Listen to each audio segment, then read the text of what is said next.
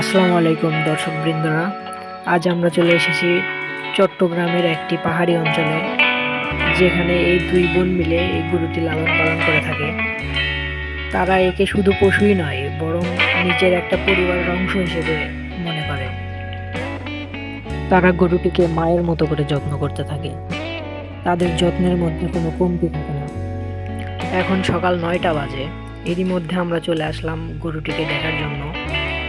তারা সকালে উঠেই গরুটিকে বের করে এবং গোসল করে দেওয়ার জন্য বাইরে নিয়ে যায়।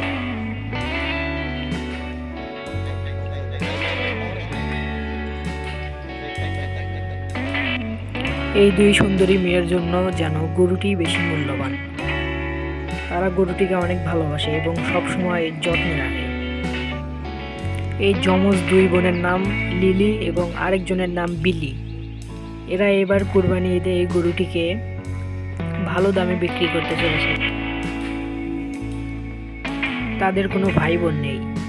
বাবা মারা যাওয়ার পর মাকে নিয়ে তারা দুই বোনই সংসারের কাজ করতে থাকে।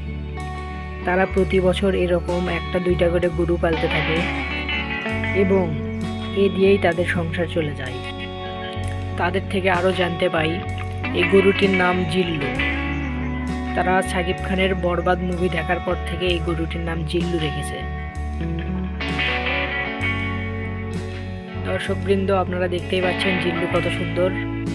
এরকম আরো জিল্লু দেখতে আমাদের চ্যানেলটি সাবস্ক্রাইব করে রাখুন। জিল্লুকে তো ভালোই মনোযোগ সহকারে দেখলেন, এবার আমাদের ভিডিওতে একটি লাইক দেন এবং চ্যানেলটি সাবস্ক্রাইব করে রাখুন।